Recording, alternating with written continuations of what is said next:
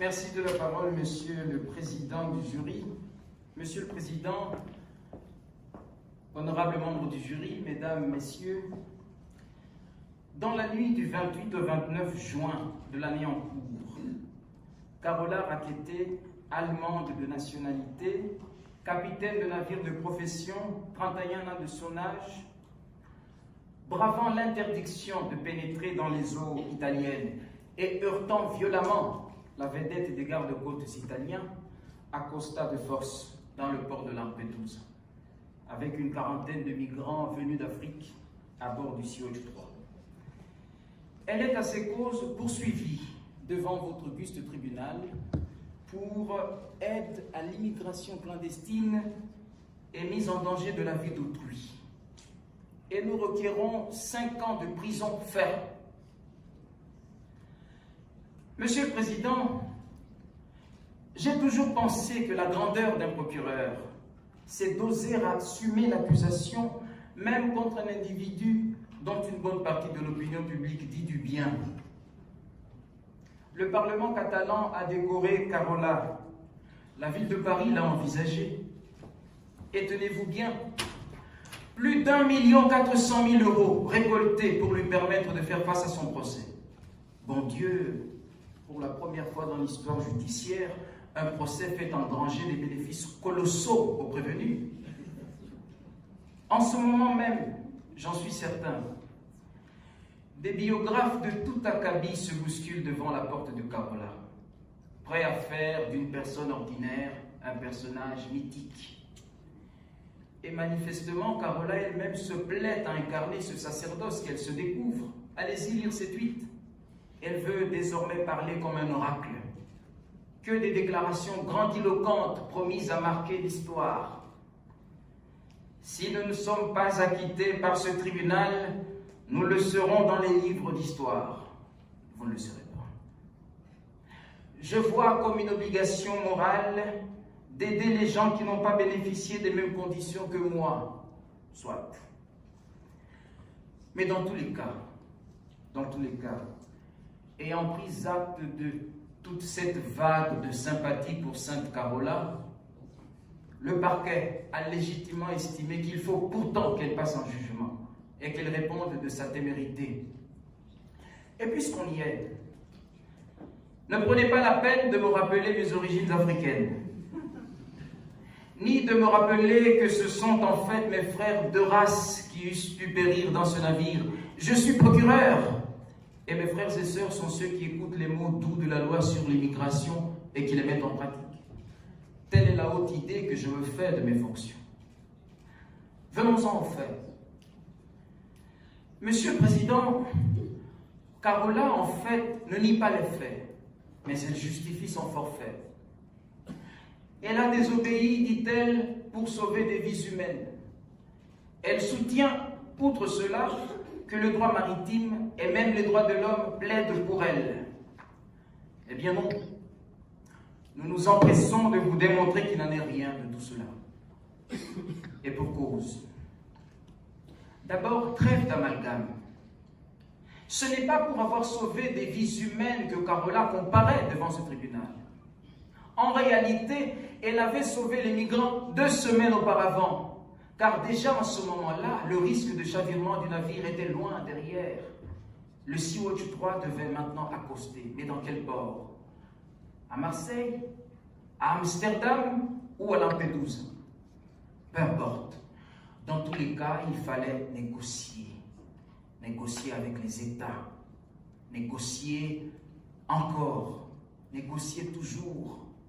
Négocier patiemment. Or, Dieu sait que la patience n'est pas la vertu des militants. Eux veulent tout et tout de suite.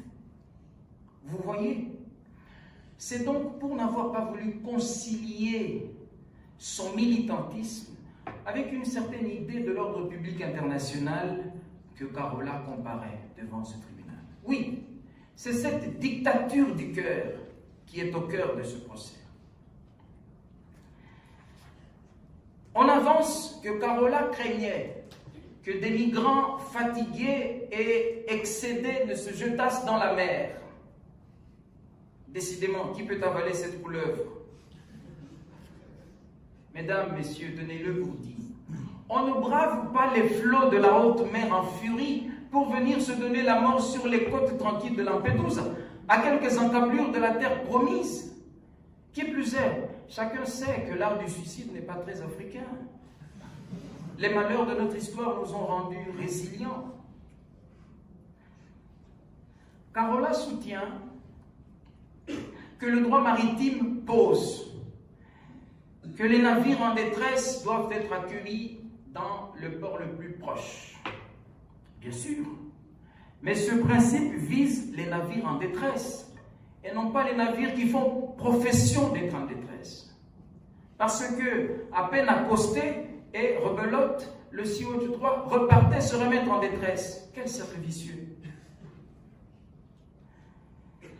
Enfin, Carola invoque les droits de l'homme. Les droits de l'homme. Ce concept est-il devenu un réceptacle vide qu'il plaît à chacun de remplir de ses propres turpitudes? La défense, je le sais, je le sens, je la vois venir, s'emploiera à vous montrer le tableau sombre des réalités sur l'immigration. On vous décrira la désolation d'un navire qui chavire, ayant à son bord des enfants, des femmes et des vieillards. Mais votre tribunal n'a pas à juger de toute l'histoire de l'immigration depuis l'Égypte antique jusqu'à nos jours. Vous êtes saisi d'un cas précis et vous vous en tiendrez là. L'Italie compte plus de 60 millions d'habitants. La Chambre basse de son Parlement compte 630 élus. Le Sénat en compte 321. Eh bien, en accostant de force dans ce port de Lampedusa, Carola disait à tout ce peuple et à tous ces élus qu'ils n'étaient pas assez sages, assez civilisés, assez humains pour comprendre les enjeux des droits de l'homme engagés dans son navire. Ma foi, est-il jugement plus téméraire? Lombroso, où es-tu? Carola menace ton peuple. 60% d'Italiens pensent que Carola est condamnable pour son acte. Les Italiens sont-ils méchants pour autant? Qui sommes-nous pour juger un peuple souverain? L'Allemagne elle-même dont est issue Carola n'a-t-elle pas mis en garde sa chancelière sur le même chapitre d'immigration?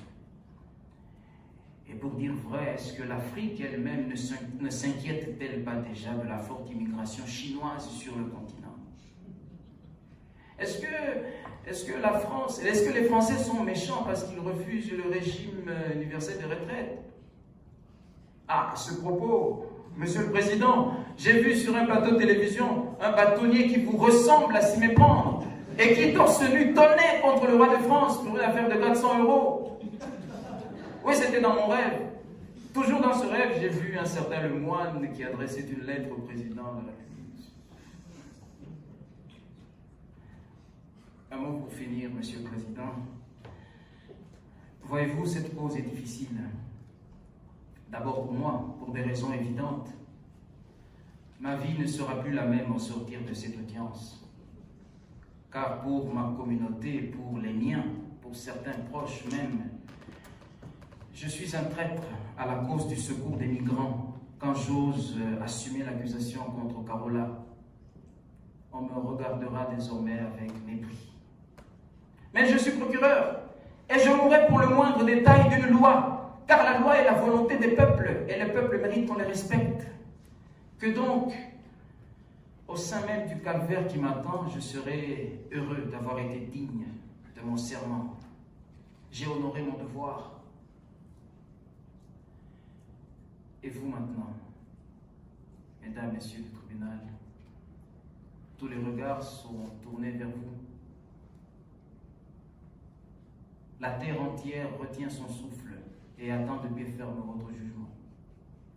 Là-bas, en Libye, les passeurs qui font fortune sur le drame de l'immigration, oui, ils attendent votre verdict pour voir s'ils peuvent continuer à envoyer sur vos côtes des migrants toujours plus nombreux.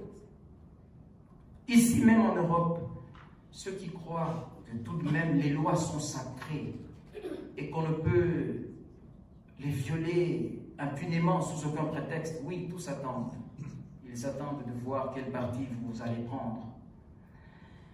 Quoi qu'il en soit, rappelez-vous que si Thémis, la déesse de la justice, porte une épée, c'est que la justice n'est pas faite pour plaire. Et ceux des juges qui ont une autre idée de leur fonction le savent.